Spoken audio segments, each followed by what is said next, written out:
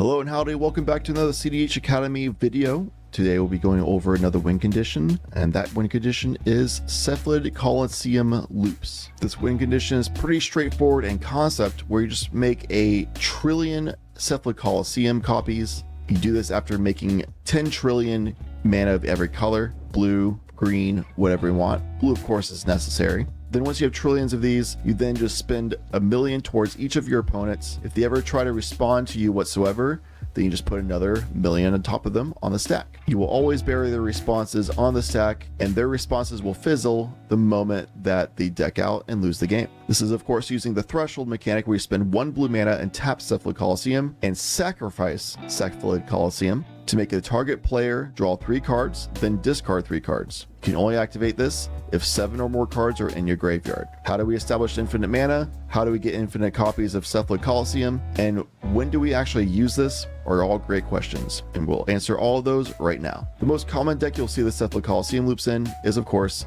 Kinnan Bonder Prodigy. You might see this in some Thrasios plus Yoshimaru or Thrasios plus Rograk or other Thrasios plus something decks, though those typically have alternative win lines to win the game through, but they might show up in those. They may show up in other decks as well, but Kinnan is the premier deck that you'll see this strategy in. Therefore, we'll explain this loop as if it's going to be found in the Kinnan deck. This can be found in many different variants of Kinnan: big flips, untappers, no bad cards, etc. The best version of the format right now is no bad cards Kinnan, and it's pretty inarguably the top 2 deck in the format. Many argue that it is the best deck in the format as well, so we'll use that as today's example. Kinnan will let you be able to tap any non-land permanent for 1 additional mana than what the permanent produced. Therefore, while you could be doing Hullbreaker Horror loops to be tapping your Mana Vault for 3 colorless mana, cast Arcane Signet for 2 of the 3 to bounce the Mana Vault to your hand, tap that for a blue, cast Mana Vault with 1 of those colorless remaining, the last one, to bounce this to hand. You have 1 blue floating, tap this for 3, cast Arcane Signet,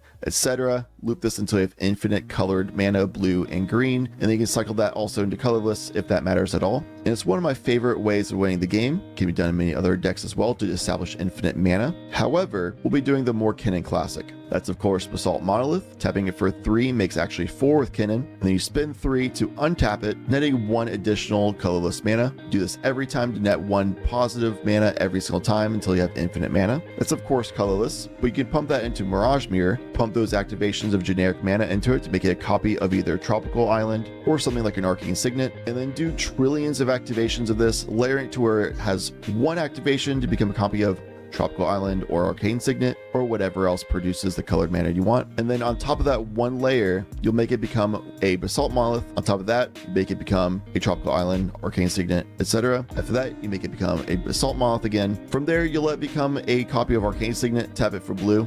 Then it resolves to become a copy of Basalt Monolith, untap itself for that trillions of colorless mana you have, and then it resolves itself to become a Arcane Signet on the stack, tap it for another blue, then it becomes a Basalt Monolith, untap it. So doing this strategy, you're funneling these mini trillions of colorless mana into creating every 3 colorless mana becomes 1 colored mana. Because you have so many trillions to work with, you'll end up in a result where you can say you have 10 trillion blue mana, 10 trillion green mana, and 10 trillion colorless mana, or whatever number you want to choose. I like to use trillions because it's pretty clear. People know that number, and it's incredibly high. Cool, we have infinite mana of blue, green, and colorless. What do we do with that? Well, oftentimes in Kinnan, we do a Finale Devastation win line, but that's going to be more sorcery speed because we actually need to go into combat to make that win line work. So we won't do that today. What we'll want to do is establish flash speed with Valley Floodcaller, Born Upon the Wind, or High Fae Trickster. We also can do Kinnan activations until we eventually find Thrasios. Of course, those activations will also help us find Valley Floodcaller and High Fae Trickster.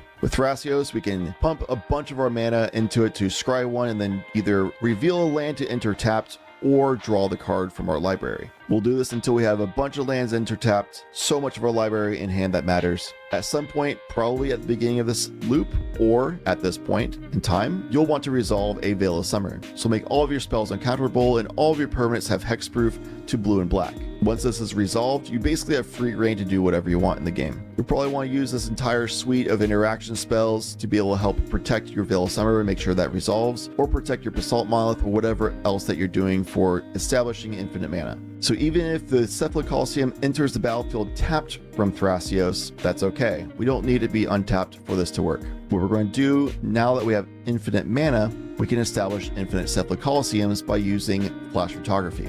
Flash photography can make a copy of any target permanent. So when we make a copy permanent of the Cephalid Coliseum, that will come in untapped. Flash photography does not say tapped. Flash photography now has a flashback that we can use, but we don't want to do this for this loop because it then goes into exile and we won't be able to use it anymore. And instead we'll use Endurance. Endurance ETB trigger says to return the target player's graveyard into the library. Of course, at the bottom, we don't have a library. In response to this trigger, we'll cast Chain of Vapor. Chain of Vapor resolving to bounce Endurance back to our hand. Now, the Chain of Vapor in our yard will then resolve the Endurance trigger to then shuffle our graveyard to the bottom of our library. Now we'll do a Thrasios activation, so scry, draw, scry, draw, scry, draw. You can leave cards in your library if you want to, especially if they're not useful anymore. So now we'll cast Flash Photography again, making another copy of Cephalid Coliseum. Now we'll have 2 copies of Cephalid Coliseum. Flash Photography going to our graveyard, cast Endurance to cycle our graveyard back into our library, hold priority, Chain of Vapor, the Endurance back into our hand, shuffle these back into the bottom of our library. Thrasios activations to scry,